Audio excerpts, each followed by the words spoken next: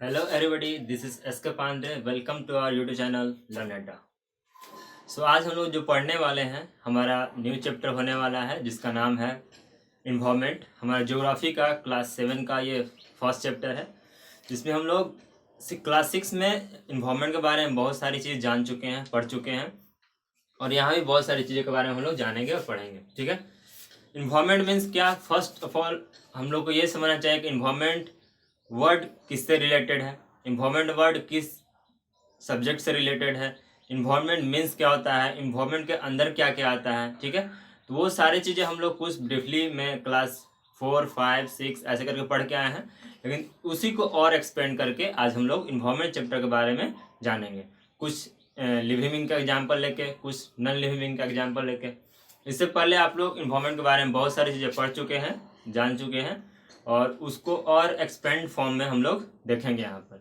ठीक है, यहाँ पर एक स्टोरी भी है जिसमें हम लोग को वो शायद हमसे या फिर आपसे को रिलेट करके आप उससे समझ सकते हैं। राइट, तो देखते हैं, हमारा चैप्टर शुरू करते हैं जो आज हमारा होने वाला है इन्वायरमेंट। राइट, देखिए इन्वायरमेंट हमारा जो है, इन्वायरमेंट मीन्स होता क्या? ठीक है, इन्वायरमेंट्स आवर सराउंडिंग मीन्स हमारे सराउंडिंग में जो भी चीज़ है। ठीक है, हमारे सराउंडिंग में जो भी चीज़ है, जैसे कि हमने आपके क्लास में देखे, क्लास में बैठे तो बेंच है, डेस्क है, पेंसिल है, इरेजर है, बहुत सारी चीज़ ऐसी हैं, रूफ है, डोर है। ठीक है, तो ये सारी चीज़ जो है वो हमारे इन्वायरमेंट में आएंगी। ठीक है, जो भी सारी चीज़ जो आप देखते हैं, जो आप उसको आई से देख सकते हैं, या फिर वो लिविंग बीइंग हो या फिर नॉन लिविंग बीइंग हो, उससे हम लोग इन्वायरमेंट के अंदर रखेंगे। ठीक है, देखिए तो यहाँ पर कहा भी रहा है living and non living thing. वो लिविंग थिंग भी हो सकता है, ठीक है, वो नॉन लिविंग थिंग भी हो सकता है। मीन्स जो इन्वायरमेंट में आते हैं आपको वो लिविंग थिंग, लिविंग बींग्स भी हो सकते हैं एंड नॉन लिविंग बींग्स हो सकते हैं।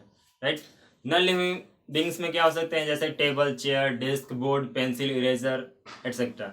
लिविंग बींग में क्या हो सकते हैं? हम हुए, आप हुए, आपके टीचर हुए, आपके फ्रेंड्स हुए, आपके कलीग्स हुए, या फिर आपके प्रिंसिपल। ये सारे जो लोग हैं उनको लिविंग बीइंग में बोलेंगे हम लोग। ठीक है, तो ये सारे लोग कंप्राइजेस फॉर्म में एक होकर हम लोग उसको बोलते हैं कि ये all are come under environment. आप प्लांट देखते हैं बाहर में, ठीक है, कार्स देखते हैं, रोड्स देखते हैं, तो ये सारे चीज़ जो भी है, ये सारे चीज़ हमारे इन्वायरमेंट के अंदर आते हैं। राइट, देखिए अब इसमें हम लोग पढ़ेंगे स्टोरी ऑफ रवि। रवि के स्टोरी के बारे में जानेंगे। ऐसे आप समझ लीजिए कि एक बच्चा था जिसका नाम था रवि। ठीक है, वो बहुत समय बाद मीन्स समर वेकेशन के बाद अपने स्कूल लौटता है। स्कूल लौटता है तो क्या देखता है, जैसे कि उसके सारे स्कूल में बहुत सारे चेंजेस हो चुके होते हैं, उसके इन्वायरमेंट में, सराउंडिंग में बहुत सारे चेंजेस हो जाते हैं। ठीक है, जैसे कि क्या होता है कि उसके स्कूल में जहाँ पर वो प्लेग्राउंड था, पहले प्लेग्राउंड हुआ होता था, वहाँ पर खेलता था, वो सराउंडिंग उसका चेंज हो जाता है। मीन्स वहाँ पर न्यू बिल्डिंग्स बनने लगते हैं, तो क्या वो उस चीज़ से बहुत हर्ट फील होता है कि यहाँ सारा मेरा प्लांट था और ये सारी चीज़ हम लोग उसको खेला करते थे, ऐसा उन्हें एंजॉय किया करते थे। राइट, पर ऐसा कुछ हुआ नहीं। वो तो वो क्या, वो all are comes under environment और their surrounding. Okay, environment is our life supporting system और जोन। इन्वायरमेंट आप कह सकते हैं कि हमारा एक लाइफ सपोर्टिंग जोन है। ठीक है, लाइफ सपोर्टिंग जोन कैसे? क्योंकि जो भी चीज़, जैसे हम लोग आगे चल के पढ़ेंगे, आगे इसी चैप्टर में हम लोग पढ़ेंगे, लिथोस्फीयर को देखेंगे, हाइड्रोस्फीयर को देखेंगे, एटमॉस्फेयर को देखेंगे, इन सारे चीज़ों के बारे में हम लोग जानेंगे। राइट, तो फर्स्ट ऑफ ऑल हम लोग देख लेते हैं इसमें क्या क्या है। तो ये हमारे इन्वायरमेंट जो होता है वो हमारे अगल बगल या फिर सराउंडिंग जो होता है इसको इन्वायरमेंट के अंदर रखते हैं। Environment is our life supporting zone. Environment क्या हमारा लाइफ सपोर्टिंग जोन कर सकते हैं। ठीक है, और it provide air, water, food and land. ठीक है, इन्वायरमेंट से ही हम लोग को एयर, वाटर, फूड, लैंड सारी चीज़ें मिलते हैं, क्योंकि हम लोग जहाँ कहाँ रहते हैं, हम लोग लैंड पे ही चलते हैं ना।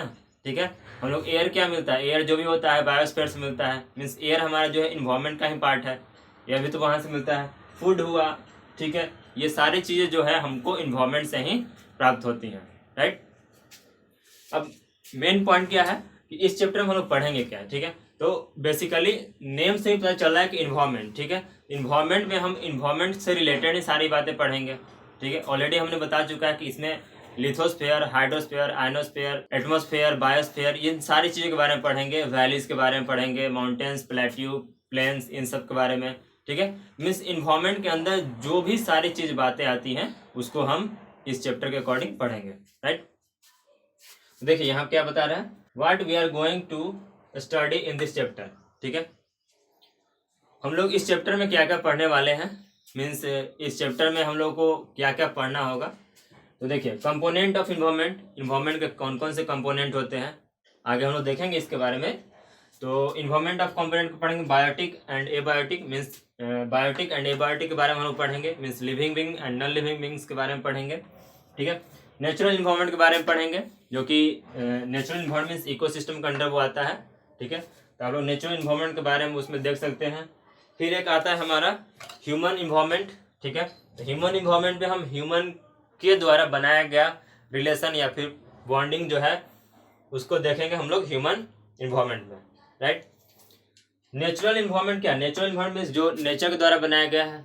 ठीक है, ह्यूमन इन्वायरमेंट ह्यूमन के द्वारा बनाया गया है, जैसे कि हमारे फ्रेंड्स हुए, कलीग हुए, रिलेटिव हुए, ये सब ह्यूमन इन्वायरमेंट के अंदर आते हैं। ठीक है, इन सारे चीज़ों आगे आने वाले स्लाइड में हम लोग एक्सप्लेन करके देखेंगे। ठीक है, तो यही 3 पॉइंट मेन आपका टॉपिक रहेगा इस चैप्टर का, जिसमें हम लोग देखेंगे component of environment means abiotic and abiotic, natural environment means ecosystem and human environment, right.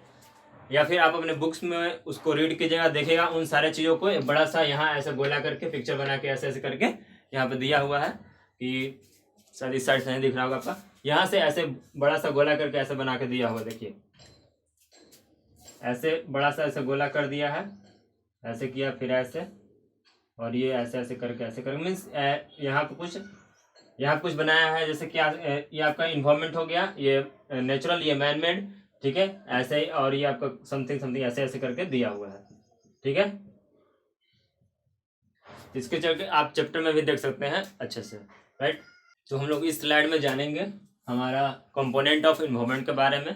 ठीक है, मीन्स पिछले वाले स्लाइड में हम लोग देख चुके थे कि इन्वायरमेंट के बारे में क्या सारी चीज़ें होते हैं, इन्वायरमेंट के अंदर क्या क्या आते हैं, इन्वायरमेंट के अंदर हम लोग क्या क्या पढ़ना है, मीन्स इस चैप्टर के अकॉर्डिंग हम लोग क्या क्या पढ़ना है। और इस स्लाइड में हम लोग देखेंगे कंपोनेंट ऑफ इन्वायरमेंट के बारे में। ठीक है, देखिए कंपोनेंट ऑफ इन्वायरमेंट होता क्या है।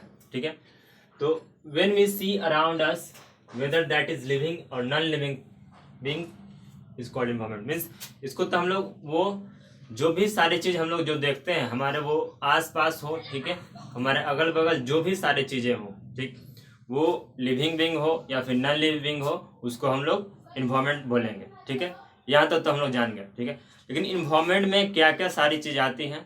ठीक है, तो इन्वायरमेंट में क्या क्या आती हैं, तो आप देख सकते हैं पीपल है, प्लेसेस हैं, थिंग्स हैं, नेचुरल, ये सब सारी चीज़ें जो होती हैं हम लोग इन्वायरमेंट के अंदर में ही आते हैं, या फिर कंपोनेंट ऑफ इन्वायरमेंट बोल सकते हैं। ठीक है, नेचुरल इन्वायरमेंट है हमारे लिए। ठीक है, तो नेचुरल इन्वायरमेंट के 2 पार्ट होते हैं, biotic and abiotic, right. Biotic और एबायोटिक क्या होता है, तो बायोटिक में आप लोग को लिविंग बींग्स आ जाएंगे, जितने भी लिविंग बींग्स हैं वो बायोटिक में आएंगे, और एबायोटिक में जो भी सारे चीज़ नॉन लिविंग बींग है वो हमको एबायोटिक में आएंगी, राइट। तो एबायोटिक में देखेंगे हम लोग क्या है, बायोटिक में देखते हैं क्या होगा, तो the world of living being means वो वर्ल्ड, वो दुनिया जो लिविंग बींग का है उसको हम लोग बायोटिक बोलेंगे, राइट। जैसे प्लांट एंड एनिमल्स, जो भी है प्लांट और एनिमल, ये हमारे सारे चीज़ें क्या लिविंग बींग्स में आते हैं। And the world of non living beings या फिर नॉन लिविंग थिंग्स ऐसे बोल सकते हैं, तो हमारे जो भी सारी चीज़ें हैं वो एबायोटिक में आएंगी, राइट। ये हमारा लैंड हुआ, वुड हुआ, वाटर हुआ, ये सारी चीज़ जो है वो नॉन लिविंग थिंग है, तो ये सारी चीज़ें हम लोग को एबायोटिक में आएंगी। इसके आगे हम लोग फिर देखेंगे ह्यूमन इन्वायरमेंट क्या है, क्योंकि वो सारी चीज़ें हम लोग पढ़ चुके थे ना कि बायोटिक है, एबायोटिक है। अभी इसके पिछले स्लाइड में देखे थे कि क्या था हमारा, वो इकोसिस्टम था, बायोटिक एंड एबायोटिक था, फिर ह्यूमन इन्वायरमेंट था, ये सारी चीज़ें थी। तो ह्यूमन इन्वायरमेंट हमारे क्या होता है, the creation and interaction among human being. ठीक है, मीन्स ह्यूमन के द्वारा बनाया गया कुछ यूजफुल चीज़, या फिर ह्यूमन के द्वारा बनाया गया बॉन्डिंग, या फिर ह्यूमन के द्वारा बनाया गया रिलेशन को हम लोग ह्यूमन इन्वायरमेंट के अंदर रखेंगे। ठीक है, यहाँ पर आने वाले नेक्स्ट स्लाइड में आप देखिएगा, या फिर यहाँ पर कंप्यूटर ही दर्शा देंगे हमारे जो भी कंपोनेंट्स ऑफ इन्वायरमेंट क्या क्या है। ठीक है, ह्यूमन इन्वायरमेंट क्या है, कंपोनेंट्स ऑफ इन्वायरमेंट यहाँ पे ऐसे, क्योंकि ये सारी चीज़ें यहाँ पे दर्शाया जाएंगी। ठीक है, और आने वाले स्लाइड में मीन्स नेक्स्ट स्लाइड में हम खुद उस चीज़ को यहाँ पे फिगर आउट करके बताने वाले हैं। ये सारे चीज़ मीन्स लिविंग बींग्स क्या होता है, नॉन लिविंग बींग्स में क्या होता है, इन सारे चीज़ों को हम लोग डिटेल में देखेंगे, राइट। उसमें हम लोग को देखना है नेचुरल इन्वायरमेंट में क्या क्या आता है, ह्यूमन मेड इन्वायरमेंट में क्या आता है। ठीक है, ह्यूमन मेड मीन्स आप मैन मेड ऐसे समझ सकते हैं। पहले क्लास 5-6 में हम लोग पढ़ते थे मैन मेड, ठीक है। मैन मेड को ही यहाँ पर ह्यूमन इन्वॉल्वमेंट बोल दिया है, ठीक है। जैसे कि हमारे रिलेटिव हैं, कलीग हैं, चाचा चाची हैं, अंकल, जो भी कुछ इनको बोलते हैं हम लोग, अपने ताऊ आप लोग कहीं बोलते होंगे, कहीं दा बोलते होंगे, ठीक है। बंगाली में जैसे लोग दा बोलते हैं बड़े भाई को, इस तरह से। तो आप उस चीज़ को समझ सकते हैं कि वो हमारे ह्यूमन इन्वॉल्वमेंट में आते हैं। यहाँ तक तो आई होप आप सभी लोग समझ चुके होंगे सारी चीज़ें, ठीक है। मीन्स नेचुरल इन्वॉल्वमेंट में दो पार्ट होते हैं, बायोटिक एंड एबायोटिक। बायोटिक हमारा हो जाएगा लिविंग बींग से रिलेटेड हो जाएगा, ठीक है, लिविंग बींग से रिलेटेड हो जाएगा। एंड एबायोटिक जो है वो नॉन लिविंग बींग से रिलेटेड हो जाएगा, राइट। लिविंग बींग्स हमारा ऑल प्लांट्स एंड एनिमल्स आ जाएंगे, ठीक है। We all are human beings but we are living in a we are comes under animal, okay. क्योंकि जितने भी प्लांट है सभी लोग हम लोग साइंस में पढ़ चुके हैं, या फिर साइंस के टीचर आप लोग को स्टडी कराएंगे कि जितने प्लांट है वो लिविंग बींग्स में ही आते हैं, ठीक है। और एनिमल्स जो है वो तो लिविंग बींग है ही, और हम लोग भी लिविंग बींग्स के अंदर ही आते हैं, ठीक है। ये मीन्स या फिर कम्स अंडर एनिमल भी कह सकते हैं, right. Non living beings means abiotic में क्या हो जाएगा, लैंड, फूड, वाटर, ये सब हो जाएगा। ह्यूमन इन्वॉल्वमेंट मीन्स ह्यूमन जो बनाते हैं अपने नीड्स के अकॉर्डिंग, उसको नॉन लिविंग बींग्स हम बोल सकते हैं, राइट। ओके, तो इस स्लाइड में हम लोग देखेंगे कंपोनेंट्स ऑफ इन्वॉल्वमेंट के बारे में, ठीक है। इससे पहले हमने नेक्स्ट स्लाइड में जो देखा था मैंने पहले वाले स्लाइड में इन्वॉल्वमेंट के कंपोनेंट्स के बारे में ही, ठीक है। तो यहाँ पे उसी चीज़ को हम लोग एक्सपेंडेड फॉर्म में करके देखेंगे, राइट। तो हमारा देखिए, ये natural involvement, human made involvement and human involvement. Natural involvement देखिए क्या क्या आ जाता है। नेचुरल इन्वॉल्वमेंट में आपको आ जाएगा एयर, जिसको हम लोग एटमॉस्फेयर से कोरिलेट करके पढ़ेंगे आने वाले स्लाइड में। Water, hydrosphere, land, lithosphere, living beings और बायोस्फीयर। मीन्स ये तीनों को मिलकर, ठीक है, आप ऐसे कह सकते हैं कि एयर, वाटर और लैंड, ठीक है। एयर, वाटर और लैंड मीन्स ये तीनों मिलकर हम लोग को ये क्या हमको ये दे सकता है, ठीक है। यानी कि एयर, वाटर और लैंड ये तीनों कंप्राइजेस होकर हम लोग को लिविंग थिंग्स या फिर बायोस्फीयर हम लोग को देगा, राइट। आप कह सकते हैं फिर ह्यूमन मेड इन्वॉल्वमेंट क्या होगा। तो ह्यूमन मेड इन्वॉल्वमेंट में आप आ सकते हैं जैसे कि बिल्डिंग, पार्क्स, ठीक है।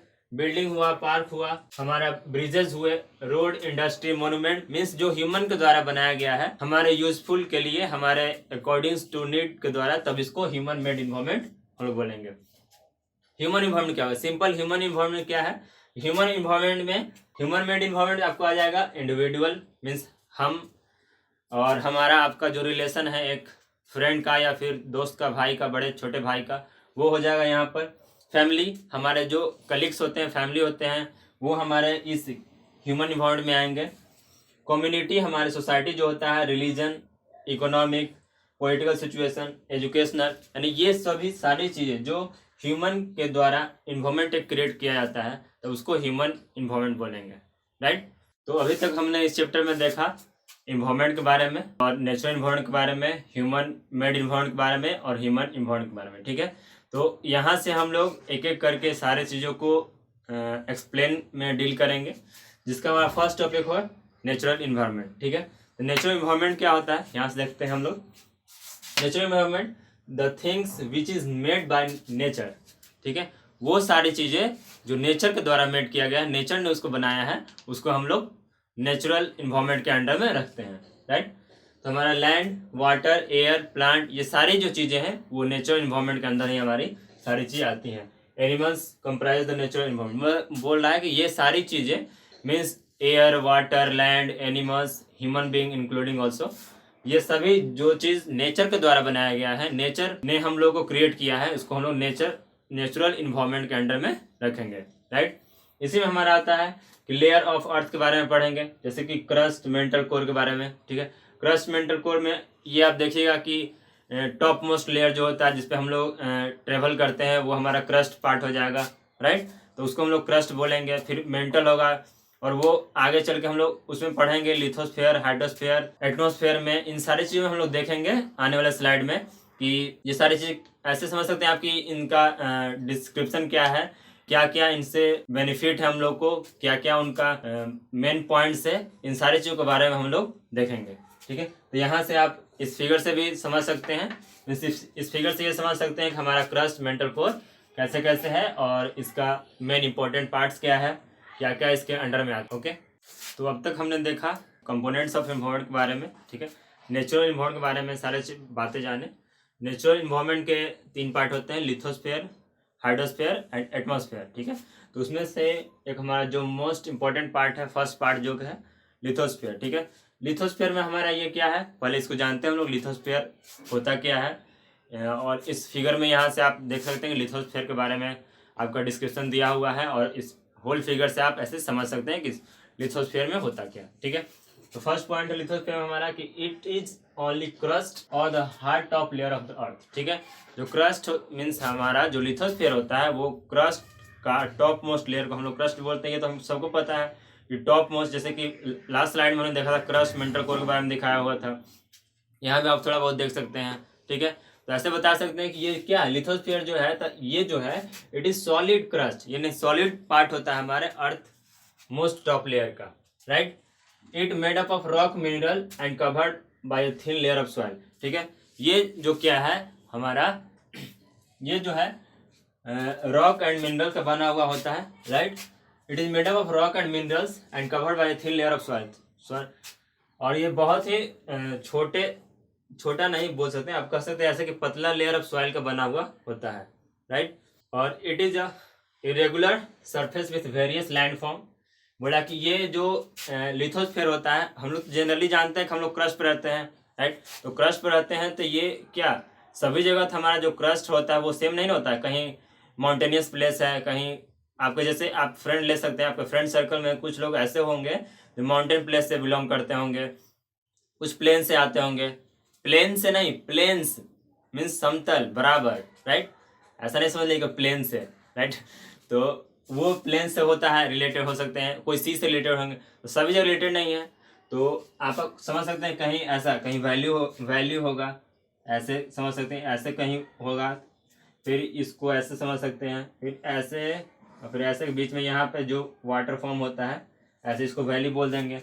आपका माउंटेन, ये आपका वैली का हो जाएगा, ठीक है, ये माउंटेन का हो जाएगा, ठीक है, ये प्लेट्यू का हो जाएगा, ठीक है। प्लेन्स का जो समतल होता है, प्लेन्स का तो ऐसे होता है जहाँ पर हम लोग जनरली रहते हैं, ठीक है। तो ये सब सारी चीज़ें हमारी हैं, इस लिथोस्फीयर के अंडर ही हम ये सारी चीज़ें को बारे में जानते हैं और पढ़ते हैं, राइट। तो देखिए हमारा से और नेक्स्ट टॉपिक जो है, lithosphere is the domain that provide us forest, grassland for grazing, land for agriculture and human settlement. अब देखिए लिथोस्फीयर है तो जहाँ पे हम लोग रहते हैं, हम लोग तो सारी चीज़ कंप्राइज करके बायोस्फीयर में रहते हैं, राइट। तो लिथोस्फीयर भी हमारा क्या है, नेचुरल इन्वायरमेंट का एक पार्ट है। तो ऐसे नहीं ना है कि आपको जो भी जरूरत होगा वो इन्वायरमेंट से ही लीजिएगा। आपको जैसे आप हैं तो इन्वायरमेंट में है, आपका गाय भैंस या फिर आपके फैमिली फ्रेंड जो भी हैं वो इन्वायरमेंट के अंडर में ही आते हैं। तो लिथोस्फीयर इस टॉपिक में यही बोल रहा है, lithosphere is the domain that provide अस, जो कि हम लोग लिथोस्फीयर देता है फॉरेस्ट। अब मान लीजिए फॉरेस्ट है तो फॉरेस्ट कहाँ पे होगा, ठीक है, किसी घर में पर्टिकुलर आपके आजू बाजू में तो हो नहीं सकता है, जनरली है तो वो बड़े पैमाने पे बड़े एरिया जहाँ होगा वहाँ पे ही फॉरेस्ट हो सकता है। या फिर प्लांट, जनरली फॉरेस्ट ऐसे समझिए कि जहाँ पर बहुत सारे प्लांट अपने आप उग जाते हैं, उसको कोई बिना डिस्टर्बेंस के, बिना कोई इंटीग्रेटेंट दिए हुए, बिना कोई क्या आपको उसको कोई डिस्टर्बेंस नहीं करने वाला है, ना तो उसको खाद पानी की जरूरत है, ना ही उसको कुछ एक्स्ट्रा मटेरियल कोई दे रहा है, ना है उसको कोई देख रेख कर रहा है, तो वहाँ पर फॉरेस्ट उग सकता है, वो भी ह्यूज पैमाने पर लैंड होगा वहाँ पे अवेलेबल, तो ठीक है। नहीं तो छोटे छोटे पैमाने में तो हमारे अगल बगल भी थॉर्नी बुशेस प्लांट या फिर बुशेस झाड़ियाँ ऐसा करके छोटा बहुत अगल बगल होते रहता है, तो उसको हम लोग generally west part of surrounding समझ के उसको कबार कर फेंक देते हैं, या फिर यूँ कहिए क्लीननेस बनाए रखते हैं अपने चारों तरफ, ठीक है। वो क्या देता है हम लोग को, तो फॉरेस्ट देता है, grasses for grazing means grazing के लिए ग्रासेस देता है। कह सकते हैं आपको कि जो अनाज हम लोग लेते हैं वो क्या ग्रासलैंड से ही हम लोग को मिलता है, क्योंकि मान लीजिए लिथोस्फीयर नहीं रहेगा तो हम लोग अनाज उगाएंगे कहाँ पे, राइट। तो वो हम लोग उगा नहीं सकते हैं, तो वो हम लोग को लिथोस्फीयर पे ही मिलता है। लैंड हुआ जहाँ पे हम लोग चलते हैं। फिर एग्रीकल्चर एंड ह्यूमन सेटलमेंट, ठीक है, ह्यूमन सेटलमेंट एंड एग्रीकल्चर के लिए भी हमारा लिथोस्फीयर ही वेरी वेरी इंपॉर्टेंट पार्ट होता है। लास्ट पॉइंट इसका ये कह सकते हैं कि it is also a source of mineral wealth, ठीक है, क्योंकि लिथोस्फीयर पे ही सोर्स ऑफ मिनरल्स वेल्थ है। जैसे कि आपका माइका हुआ, गोल्ड हुआ, कोल हुआ, ये सब क्या है लिथोस्फीयर पे मिलता है, या फिर क्रस्ट मेंटल को जैसे अंदर अंदर जाएंगे उसको हम लोग उस चीज़ को देखेंगे मीन्स, या मिलता है जैसे खुदाई होता है कहीं कहीं, तो ये सारी चीज़ हम लोग देख सकते हैं। या फिर आपको अब इस पॉइंट से ये समझ में आएगा लिथोस्फीयर के बारे में जब भी कोई बोलेगा, ठीक है, तो आपको जनरली ये समझना है कि लिथोस्फीयर में हम लोग ये चार पॉइंट या 5 पॉइंट बोल सकते हैं, बता सकते हैं। देखिए, इट इज सॉलिड क्रस्ट और hard top layer of the earth, first point ये आप लिख सकते हैं। It made up of rock and minerals, इसको 2 पार्ट में कर सकते हैं आप। जैसे it is made up of rock and mineral, ऐसे फर्स्ट पार्ट कर दिए, और सेकंड पार्ट में ऐसे लिख सकते हैं it is covered by thin layer of soil, ठीक है, तो आपको ये सेकंड पार्ट हो जाएगा। It is an irregular surface with various landform, various landform होगा, वो डिपेंड करता है आपका जगह टू जगह मीनी एरिया पर डिपेंड करता है कि आपका जो पार्टिकुलर एरिया है वो किस तरह का है, वो क्या प्लेन्स में आता है, प्लेट्यू में आता है, या फिर वैली में आता है, उस पर भी डिपेंड करता है, ठीक है। और आपका जो नेक्स्ट पॉइंट है ये कह सकते हैं lithosphere is a domain that provide us forest, grassland for grazing, land for agriculture and human settlement. ये पॉइंट आपका वेरी वेरी इंपॉर्टेंट हो जाएगा। इस पॉइंट को आप एग्जाम में लिखेंगे तो बेहतर मार्क आपको मिल सकता है। ऐसे पॉइंट तो सारे लिखने हैं आपको एग्जामिनेशन में, एग्जामिनेशन व्यू से आपका ये सारे पॉइंट इंपॉर्टेंट है, ठीक है। लेकिन ये पॉइंट आपका जो है lithosphere is a domain that provide us forest, grassland for grazing, land for agriculture and human settlement के लिए, मीन्स हम लोग जो अपना घर बनाते हैं या फिर ह्यूमन सेटलमेंट के लिए जो भी कुछ करते हैं वो सारी चीज़ें लिथोस्फीयर पर ही करते हैं, राइट। ऐसा तो नहीं है कि हम लोग हवा में घर बना सकते हैं, ठीक है। तो it is also a source of mineral wealth, ये हमारा सोर्स ऑफ मिनरल वेल्थ भी है। और इसको और डिटेल में देखने के लिए आप लोग यहाँ पर फिगर में देख सकते हैं, राइट। तो देखते हैं हमारा जो नेक्स्ट टॉपिक या फिर नेक्स्ट स्लाइड में चलते हैं हम लोग, ठीक। तो इस स्लाइड में हम लोग देखते हैं हाइड्रोस्फीयर के बारे में, ठीक है। इधर आप यहाँ स्लाइड में फिगर देख सकते हैं हाइड्रोस्फीयर का, यहाँ से छोटा सा फिगर दिया हुआ है, ठीक है। तो यहाँ से आप हाइड्रोस्फीयर का एक छोटा सा ओवरव्यू टाइप पे अपने माइंड में सेटल कर सकते हैं, ठीक है। हाइड्रोस्फीयर मीन्स होता क्या, ठीक है, सिंपली समझिए। हाइड्रो मीन्स आज से आप इन फ्यूचर तक समझ लीजिए, ठीक है। जब भी आपको कोई बोलेगा हाइड्रो मीन्स क्या, ठीक है, जहां भी वर्ड आया हाइड्रो, ठीक है, हाइड्रो आप लैंग्वेज इंग्लिश लैंग्वेज के टीचर से पढ़े होंगे या फिर नहीं पढ़े तो यहाँ समझ लीजिए कि हाइड्रो मीन्स जब भी बोला हाइड्रो जहां भी आ गया, ठीक है। जैसे कि फोबिया आ गया तो फोबिया डर से रिलेटेड होता है, हाइड्रो आ गया तो हाइड्रो आपका वाटर से रिलेटेड है, ठीक है। जब भी कोई बोलेगा हाइड्रो, ठीक है, हाइड्रो आ गया तो वो वाटर से ही रिलेटेड वो वर्ड होगा। ऐसे आप एज्यूम भी कर सकते हैं, आपको इंग्लिश में कोई वर्ड आ गया या फिर कहीं भी कोई वर्ड आ गया तो आप उससे एज्यूम कर सकते हैं कि हाइड्रो मीन्स सिंपल होता है रिलेटेड टू वाटर, ठीक है। तो हाइड्रोस्फीयर यहाँ बोल रहा है, यानी कि यहाँ भी हाइड्रो वर्ड आया है, तो हाइड्रो वर्ड आया तो आप ऐसे समझ सकते हैं कि ये हो ना हो वाटर से ही रिलेटेड होगा, राइट। तो हाइड्रो क्या है, तो the domain of water is offered by hydrosphere, या क्या है बोला कि the domain of water, water से ही रिलेटेड आपका ये हाइड्रोस्फीयर है। सिंपल आपको बोलेगा कि शॉर्ट डिस्क्रिप्शन दीजिए आप हाइड्रोस्फीयर के बारे में, या फिर ऐसे कर सकते हैं the domain of water is offered as hydrosphere, ठीक है।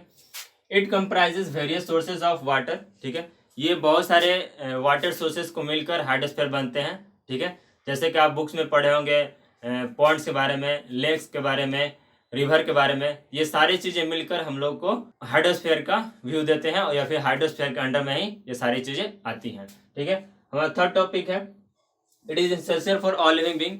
क्या है ये जरूरी सबको जानते हैं, हम लोग बचपन से पढ़ते आ रहे हैं कि water is essential for everything, save water save life, every drops of water is essential for every human being, right, या फिर एवरी लिविंग बीइंग। ऐसे करके हम लोग बहुत सारे जगह कोटेशन पढ़ चुके हैं कि water is precious, don't waste water, ठीक है।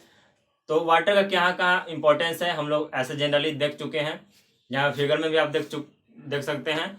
और क्या क्या हमारे घर में बहुत सारी चीज़ ज़रूरत की चीज़ होती हैं वाटर के बारे में, तो ये भी हम लोग जानते हैं, जैसे कि बाथिंग में, कुकिंग में, डिफरेंट सारी चीज़ें में हम लोग वाटर का इस्तेमाल कर सकते हैं, राइट। तो नेक्स्ट स्लाइड में हम लोग देखते हैं एटमॉस्फेयर के बारे में, राइट। तो यहाँ से हम लोग एटमॉस्फेयर के बारे में जानेंगे, राइट। अभी तक हम लोगों ने किस किस टॉपिक के बारे में जान चुके हैं, तो वह है हमारा नेचुरल इन्वायरमेंट के बारे में, हाइड्रोस्फीयर और एटमॉस्फेयर, तभी देखेंगे हम लोग हाइड्रोस्फीयर, लिथोस्फीयर, इसके बारे में हम लोग जान चुके हैं। कंपोनेंट्स ऑफ इन्वायरमेंट के बारे में जान चुके हैं, इन्वायरमेंट के बारे में जान चुके हैं। ठीक है, तो देखते हैं हम लोग इस पॉइंट को। It is the thin layer of the air that surround the earth is known as atmosphere. Atmosphere को ऐसे भी आप लिख सकते हैं जैसे यहाँ लिखा हुआ है, ठीक है, या फिर ऐसे लिख सकते हैं a blanket of air is known as atmosphere, या फिर ऐसे जैसे यहाँ लिखा हुआ है it is the thin layer of air that surround the earth is known as atmosphere, ऐसे भी करके आप लिख सकते हैं। अब बोल रहा है कि एटमॉस्फेयर क्या है, it is thin layer of air, ये थिन लेयर ऑफ एयर है। ठीक है, जैसे कि आप समझ सकते हैं ऐसे, जैसे मान लीजिए आप, जैसे कि आपका ये अर्थ हो गया, ठीक है, मानते ये अर्थ हो गया, अर्थ हो गया कुछ, ठीक है आपका, और ये जो क्या बोला है थिन लेयर ऑफ एयर, तो यहाँ पर आपका एयर हो कब ऐसे बना देंगे आप, पतला सा है झिल्ली टाइप है ऐसे, इसको आगे चल के एक और नाम दिया गया, उसको हम लोग आगे देखेंगे, पढ़ेंगे, उसके बारे में समझेंगे। ठीक है, तो ऐसे समझिए आपका थिन लेयर यहाँ पे दिया हुआ है।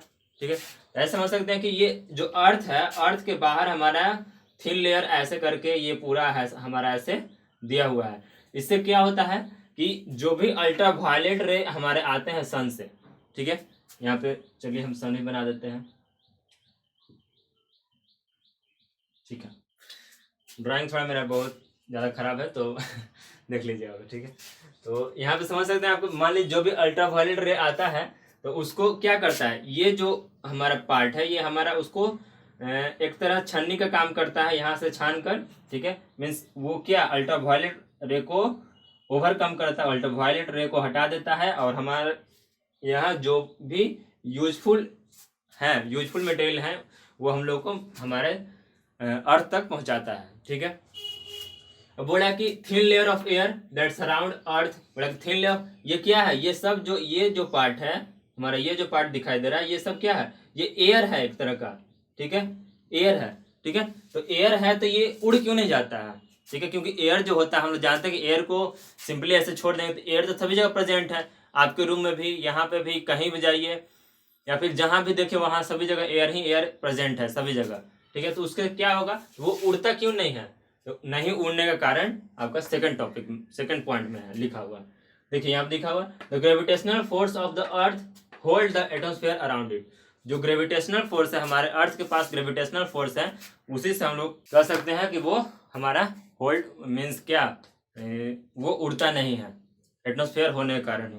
ठीक है, ऐसे कर सकते हैं it protect us from harmful rays scorching heat of sun. यहाँ से आप ऐसे फिगर में भी देख सकते हैं। ठीक है, यहाँ पे एक फिगर बनाया हुआ है ओजोन लेयर का, जिसे हम लोग छन कर फोटो आता है, छन कर हमारा सनलाइट आता है, और यहाँ पर आप एटमॉस्फेयर का फोटो देख सकते हैं। ठीक है, तो ऐसा दिया हुआ है it consist of number of gases dust water vapour, बोला कि इसमें बहुत सारे नंबर ऑफ गैसेस होते हैं। ठीक है, क्योंकि हम लोग जानते हैं कि हमारे वातावरण में, साइंस में हम लोग पढ़ चुके हैं या फिर एसएसटी में पढ़े हैं कि हमारा जो number of gases, nitrogen, hydrogen, जो भी हमारे गैसेस हैं, ऑक्सीजन है, ऑक्सीजन 28% है, फिर 71% नाइट्रोजन है। ठीक है, फिर 1% में अदर गैसेस आते हैं। तो ये सारी चीज़ें हम लोग पढ़ चुके हैं, इसको परसेंटेज वाइज पे हम लोग जान चुके हैं। तो ये यही इस पॉइंट बोल रहा है it consist a number of gases dust and water vapour, क्योंकि इसमें कुछ डस्ट भी होते हैं, कुछ वाटर वेपर भी होते हैं। The change in atmosphere change the weather and climate, बोला कि चेंज द एटमॉस्फेयर में जो चेंजेस आएगा उसको, और उसी के चलते हमारे क्लाइमेट में भी चेंजेस आते रहते हैं। ठीक है, जैसे आप इसको समझिए, मान लीजिए अभी हमारा गर्मी का समय है, ठीक है, अचानक बारिश हो जाता है, तो क्या ऐसा कहेंगे कि क्लाइमेट चेंज हो गया? नहीं, वेदर चेंज होता है, जो थोड़े समय के लिए हो, ठीक है, पार्टिकुलर सर्टेन टाइम के लिए हो, तब उसको बोलेंगे कि हमारा क्लाइमेट चेंज होगा, और जो बहुत समय के लिए होगा तब सीजन चेंज होगा, या फिर ऐसा कुछ बोल सकते हैं। राइट, तो ये आपका फिगर ऐसे आप समझ सकते हैं। यहाँ भी एक फिगर दिया हुआ है, इससे आप समझ सकते हैं। और द चेंज इन एटमॉस्फेयर जब चेंज होगा तो हमारा वेदर और क्लाइमेट भी चेंज हो सकता है। ठीक है, एटमॉस्फेयर कैसे आप समझिए, जैसे जो सिचुएशन या फिर जो ऐसे कह सकते हैं कि जो चीज़ अभी हमारे आपके जगह पर है, हो सकता है वो आपके फ्रेंड्स के जगह पर वैसा सिचुएशन नहीं हो। ठीक है, तो ऐसे कह सकते हैं कि आपका एटमॉस्फेयर चेंज होने के कारण, यानी कि वेदर चेंज होने के कारण भी हमारा एटमॉस्फेयर चेंज होता है। राइट। ठीक है, तो यहाँ तक समझे आप लोग। तो अभी तक हम लोगों ने क्या क्या पढ़ा। इन्वायरमेंट चैप्टर में इन्वायरमेंट क्या होता है, इन्वायरमेंट किस किस से मिलकर बनते हैं। ठीक है, एक बार समराइज करते हैं। इन्वायरमेंट किस किस से मिलकर बनते हैं, इन्वायरमेंट के कंपोनेंट क्या क्या हैं। ठीक है, उसमें हम लोग इन्वायरमेंट क्या होता है ये जाने, इन्वायरमेंट का पार्ट्स कितने होते हैं, जैसे कि कंपोनेंट्स ऑफ इन्वायरमेंट क्या होता है, लिथोस्फीयर, हाइड्रोस्फीयर, एटमॉस्फेयर। ठीक है, उसके आगे चल के इस टॉपिक के आगे हम लोग इकोसिस्टम के बारे में पढ़ेंगे। उस समय कंपोनेंट ऑफ इन्वायरमेंट में लिविंग बींग क्या होता है, नॉन लिविंग बींग क्या होता है, बायोटिक एबायोटिक क्या होता है, इन सारे चीज़ों को हम लोग पढ़े अभी तक। और आगे देखते हैं हमारा जो इसके बाद जो टॉपिक होगा वो हमारा होगा इकोसिस्टम। ठीक है, तो देखते हैं नेक्स्ट स्लाइड में। ठीक, तो देखते हैं हम लोग इकोसिस्टम के बारे में। ठीक है, इकोसिस्टम का यहाँ फिगर आप देख सकते हैं, तो इससे आप फिगर से रिलेट कर सकते हैं। और हमारा जो इकोसिस्टम है, इस इकोसिस्टम क्या आप इकोसिस्टम ऐसे कह सकते हैं कि लिथोस्फीयर, बायोस्फीयर और हाइड्रोस्फीयर सब मिला के या और इकोसिस्टम ये सब मिलाकर हमको एक बायोस्फीयर का फॉर्मेशन कराता है। ठीक है, या फिर आप इस फिगर के थ्रू ही बहुत अच्छे तरह से समझ सकते हैं। ठीक है, तो इकोसिस्टम जनरली क्या होता है कि इकोलॉजिकली बैलेंस जो होता है। ठीक है, इकोलॉजिकली इकोलॉजिकली क्या मीन्स जिनमें हमारा living being, non living being सारे चीज आ जाए, प्लांट्स हो, एनिमल्स हो,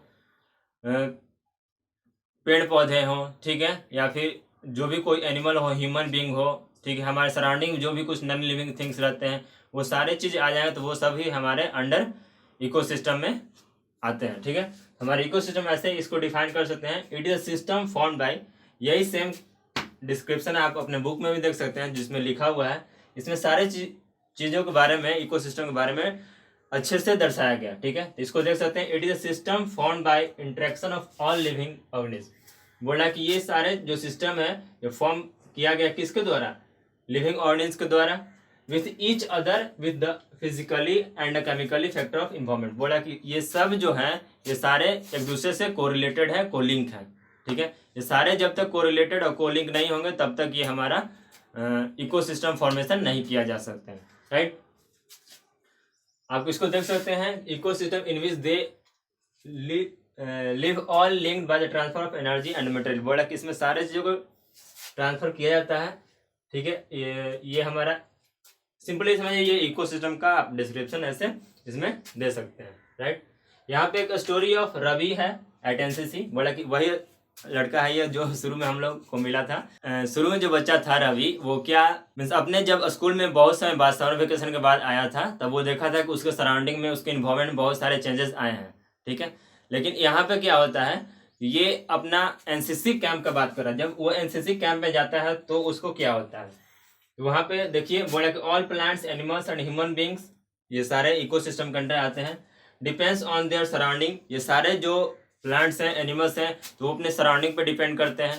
कैसे, जनरली एक आप एग्जांपल लेकर समझ सकते हैं। ठीक है, एग्जांपल एक ऐसा लीजिए कि मान लीजिए कोई बिहार का से रिलेटेड है, तो वो बिहार से रिलेटेड हम जानते हैं कि वो लिट्टी चोखा खाता है। तो ऐसा बात नहीं कि वो सिर्फ लिट्टी चोखा ही खाता है। ठीक है, बस वहाँ का पॉपुलर डिश है। पंजाब का लोग भांगड़ा करते हैं, सिर्फ ऐसे जरूर सिर्फ भांगड़ा ही करेंगे, वो अदर भी भरतनाट्यम भी कर सकते हैं, कुचिपुड़ी भी कर सकते हैं। ठीक है, लेकिन जैसे खाने के मामले में है तो हर एक जगह का पार्टिकुलर डांस है, फॉर्म है, खाने का पार्टिकुलर एक डेफिनेट है कि हाँ यहाँ के लोग ये खाते हैं ज़्यादातर। वो सराउंडिंग पे डिपेंड कैसे करते हैं, क्योंकि जैसे वेस्ट बंगाल में जाएगा तो वहाँ पे मछली लोग ज़्यादा खाते हैं, क्योंकि वहाँ सराउंडिंग ही अच्छा, वो चीज़ जहाँ पर जो चीज़ अवेलेबल ईजिली होगा उसको प्रेफर लोग ज़्यादा करेंगे, क्योंकि वो चीपेस्ट फॉर्म में मिल सकता है, ईजी में मिल सकता है, उसको ज़्यादा खाना लोग या फिर लेना पसंद करेंगे। ठीक है, हमारे यहाँ क्या बिहार में, बिहार में लिट्टी चोखा अवेलेबल, बिहार में लिट्टी चोखा खाते हैं। राइट तो ऐसे आप कर सकते हैं। तो और डिपेंड ऑन देम सराउंडिंग पे ही डिपेंड करता है। ठीक है, in this relation between living and their surrounding from ecosystem. बोला कि and this relation between living and their surrounding, बोला ये सारे डिपेंड होते हैं अपने सराउंडिंग पर, और इसी सभी रिलेशन को मिलाकर हमारा जो होता है इकोसिस्टम बनता है। Right, grassland, desert, land, lake, pond, pole, ETC, ये सारी जो चीज़ें हैं वो हमारे इकोसिस्टम के अंडर आती हैं। और ये जब तक ये सारी चीज़ें हमारी नहीं कंबाइन होंगी तब हम तक हमारा इकोसिस्टम का फॉर्मेशन नहीं हो सकता है। राइट, ये हमारा क्या सेकंड लास्ट टॉपिक है इस चैप्टर का।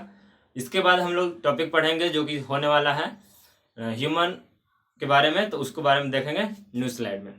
बस इससे आपको ये समझना है, बुक में यदि आप इस चैप्टर के बारे में पढ़ते हैं थोड़ा सा बस ये पढ़ लीजिएगा, story of Rabi at NCC camp क्या हुआ था, ठीक है, और इकोसिस्टम के बारे में पढ़ लीजिएगा, ठीक है। बस इतना से ही आपका सारा ये पॉइंट डील हो जाएंगे। देखते हैं न्यू स्लाइड। देखो तो हम लोग इस चैप्टर का लास्ट टॉपिक पढ़ने वाले हैं जो हमारा होने वाला है ह्यूमन इन्वॉल्वमेंट, ठीक है। तो ह्यूमन इन्वॉल्वमेंट में क्या क्या है, ह्यूमन इन्वॉल्वमेंट में आता क्या है, इसके अंडर किस पॉइंट को हम लोग पढ़ना है। पहले सिंपल समझिए कि ह्यूमन एज ए इन्वॉल्वमेंट हुआ कैसे, ठीक है। हमारे अगल बगल जो फ्रेंड्स लोग हैं, कलीग हैं, तो हमारे अगल बगल जितने भी सारी चीजें उसको हम लोग तो ऑलरेडी डील कर चुके हैं कि वो हमारे इन्वॉल्वमेंट में आते हैं, ठीक है। तो देखिए उसी तरह से human beings interact with the involvement, ठीक है, वो इन्वॉल्वमेंट से इंटरेक्ट होते हैं, लिंक होते हैं, ठीक है, and modified it according to their need. बोला कि ह्यूमन बींग्स जो होते हैं वो क्या अपने नीड्स के अकॉर्डिंग के द्वारा, ठीक है, आप ऐसा कह सकते हैं कि आवश्यकता ही आविष्कार की जननी है, ठीक है। ऐसा आप थॉट पढ़े होंगे, आवश्यकता ही आविष्कार की जननी है।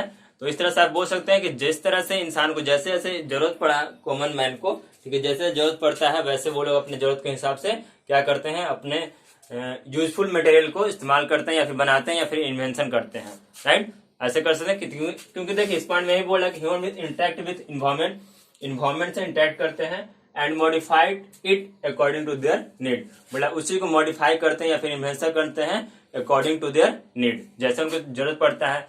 जैसे कि पहले हम लोग क्या था, टेलीफोन के बारे में नहीं जानते थे, तो धीरे धीरे करके इन्वेंशन हुआ, उसके बारे में जाने, उसको जरूरत पड़ा था, हम लोग पहले पत्र लिखते थे, फिर आज ईमेल है, ठीक है, टेलीफोन से हमारा कह सकते मोबाइल आ गया, ठीक है। तो ये सारी चीजें बढ़ते हुए मीन्स क्या, आप लोगों को जरूरत जैसे हुआ, जैसे जरूरत हुआ तो ह्यूमन मीन्स क्या हुआ, अपने जरूरत के हिसाब से उस चीजों को इन्वेंशन किया या फिर बढ़ा दिया, राइट।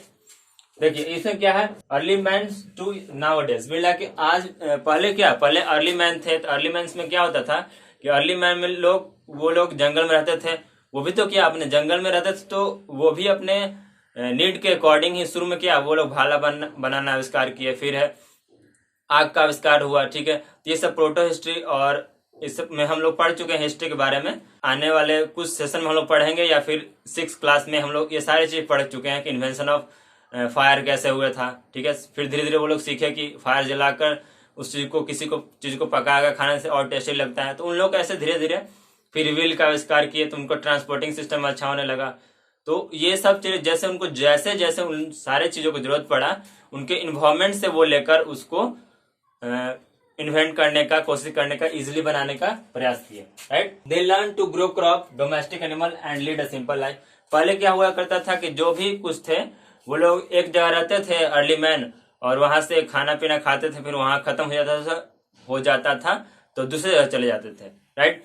लेकिन ऐसा कुछ समय वो लोग सोचे कि ऐसा करते करते उन लोग को जैसे धीरे धीरे दिमाग आया, माइंड हुआ, माइंड डेवलप हुआ, तो वो लोग सोचे कि ऐसा करने से नहीं सही है, वो फिर सोचे कि एक जगह हम लोग सेटल हो जाते हैं, ठीक है। सेटल होना चाहें तो वो लोग फिर सेटल होने से क्या हुआ उन लोग को कि जैसे वो लोग एक जगह सेटल होकर सारे चीजें करने लगे, उनको लगा कि नहीं एक जगह रहकर, तो वो लोग धीरे धीरे पशुपालन शुरू किए, ठीक है, वहां पर घर बनाना शुरू किए, मछली पालन शुरू किए, या फिर कुत्तों को पालना शुरू किए। तो इस तरह से वो लोग अपना इन्वेंशन किए, अपने लाइफ का एक्सपेंडेशन किए, धीरे धीरे वो लोग हर चीज के बारे में जाने, ठीक है। तो क्या यहाँ से वो लिए सारी चीजें जो है वो अपने इन्वॉल्वमेंट से ही लिए होंगे, ऐसा तो नहीं कि वो एकाएक सारी चीज उनके पास अवेलेबल हो गया होगा, ठीक है।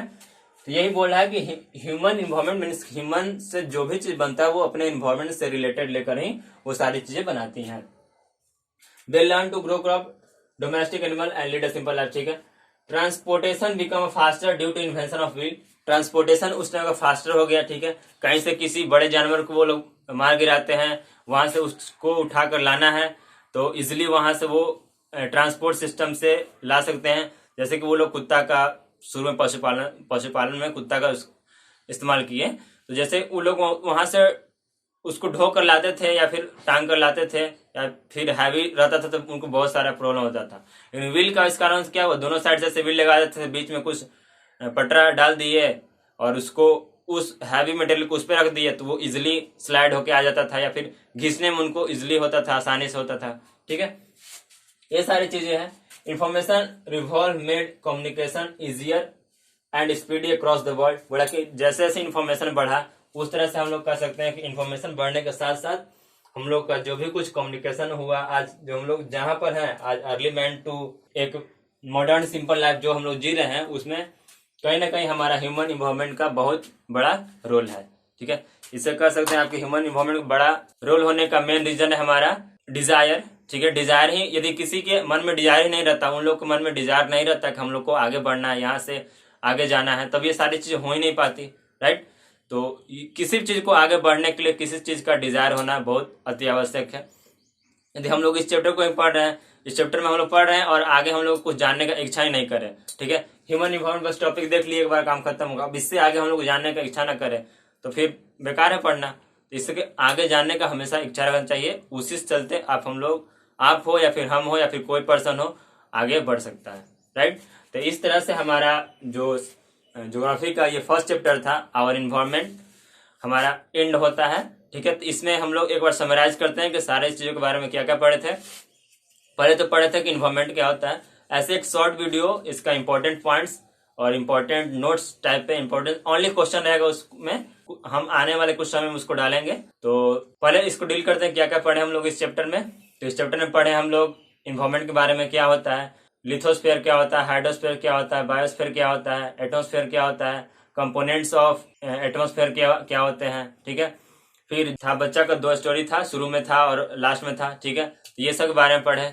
इन सारे चीज़ों को पढ़ने के बाद हम लोग को इन्वायरमेंट के बारे में सारी जानकारियां मिलती हैं। ठीक है, यदि आप लोगों को इन सारी चीज इन्फॉर्मेशन अच्छा लगा हो तो हमारे लर्न डाटा चैनल को सब्सक्राइब करें, लाइक करें। Thank you very much.